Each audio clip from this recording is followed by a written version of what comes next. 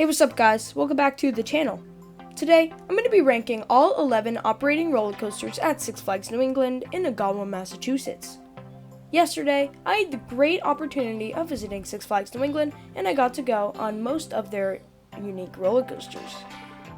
I thought it'd be really fun to rank all the roller coasters at Six Flags New England, but there is a problem and I have not ridden two of them. The coasters I am missing is the Great Chase and Flashback. Though I have ridden other roller coasters like them, so I will be still including them on this list due to past experiences with other roller coasters of that type. When I was thinking of all the roller coasters at Six Flags New England, I started thinking about how I would rank them. That's how I got the idea for this video. I also think that Six Flags New England has a great coaster lineup, starting from their Elite 1-2 Punch with Wicked Cyclone and Superman the Ride, to some of their filler coasters with Thunderbolt and Pandemonium. Though I will not be including Goliath on this list, their giant inverted Boomerang, due to how it's been SBNO for around a year now. Alright, without further ado, let's get right into the list. Coming in last place may be no surprise to some people, but it's the Great Chase, their kiddie coaster. This E&F Myler kiddie coaster looks pretty fun for the little ones, though I have not been able to ride it yet. It looks like it has a cool turnaround, but other than that, it's just a kiddie coaster and there's not much else to say. Taking the 10th spot on our list, we have Flashback, the Vacoma Boomerang. Though I have not ridden Flashback, I've heard awful things about Flashback over the past few years, and due to other experiences I have with the Aero trains on Vacoma Boomerangs, I'm putting it at the number 10 spot. What can I say? It's a Vacoma Boomerang, it has your classic Cobra roll and very intense loop, but other than that, it kind of looks really rough and janky, and I don't think I would re-ride it anytime if I go to the park and ride it once. Taking the number 9 spot, we have the Joker. You may or may not be shocked to find an SNS 40 free spin this low on my list, but I had one experience with this yesterday, and let me just tell you, I hated it. Most of the time we were just half flipping and the forces were just not comfortable on my head. I mean, I'll ride it once for the credit at other parks, but that one ride was good enough. I mean, at least it was a smooth ride. That's why it's over Flashback. Taking the number 8 spot on this list, we have Catwoman's Whip. Catwoman's Whip is a Zero Tivoli coaster, and let me tell you, it was a little bit of a fun ride. Some of the helixes provided little laterals, but other than that, it's not much than a kiddie coaster. This coaster is great for families, but I can't put it higher on this list due to the other great coasters that they have at this park. Taking the number 7 spot on this list, we have Gotham City Gauntlet Escape from Arkham Asylum. I know that is an insanely long name, and it really challenges Universal's, Hagrid's, Magical Creatures, Motorbike Adventure, and I'm already out of breath. This is your standard Wild Mouse coaster, and all it does is pretty much just provide some fun laterals and little pops of airtime on the drops. This coaster doesn't really have any theming, and the name is outrageously long. This is your standard Wild Mouse layout, and what else can I say about it, but it has fun laterals and it provides a little bit more of a thrilling experience. Taking the number 6 spot, we have Pandemonium. This is your standard Pandemonium clone, which you can see at multiple Six Flags parks. It provides some decent spinning and long lines. Though Pandemonium really did have a nice setting and it really had some good landscaping to go along with it. Correct me if I'm wrong, but I'm pretty sure this was the first ever Pandemonium clone. But it's still a fun ride with some decent spinning, and if you can get an off-axis car, it is a crazy ride experience. Moving into the more thrilling rides now, at number 5, we have Riddler's Revenge.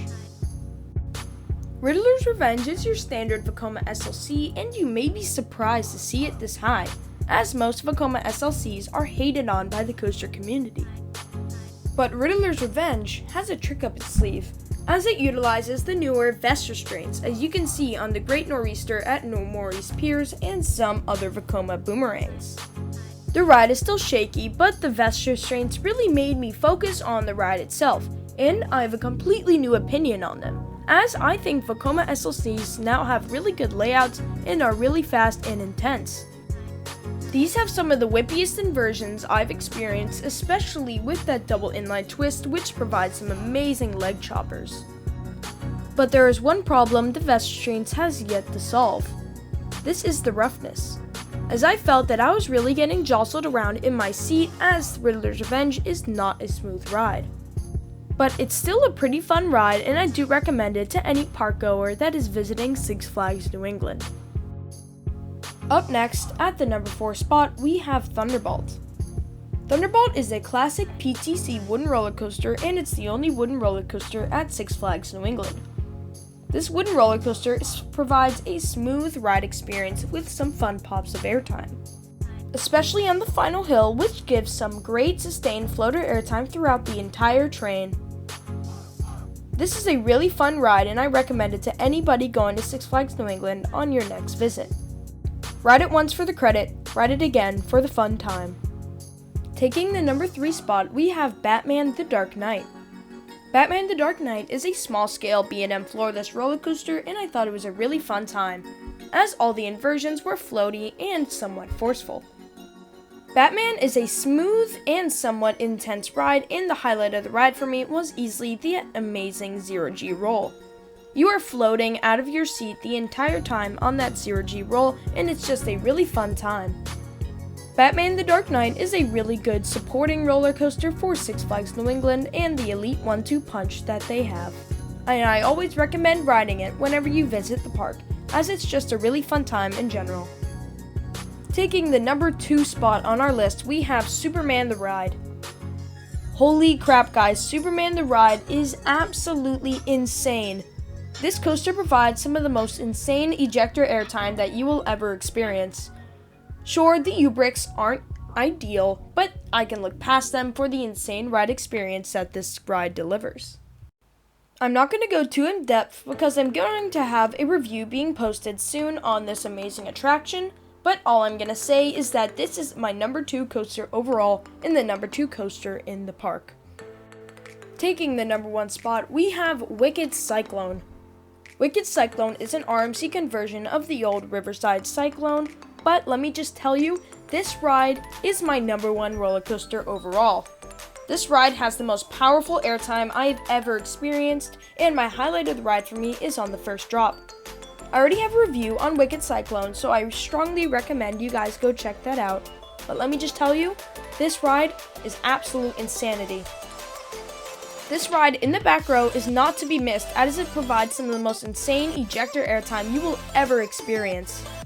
The reason I put this over Superman is because of the more smooth ride experience, and that the airtime is just a little bit stronger without my thighs being crushed. Sorry Superman, but you know it's true. But Wicked Cyclone is absolutely amazing, and all the inversions provide great hang time, and all the bunny hills provide some amazing ejector. The first drop in the back row is some of the strongest airtime you will ever experience. Alright guys, I think that will do it for this video of my top 11 roller coasters at Six Flags New England.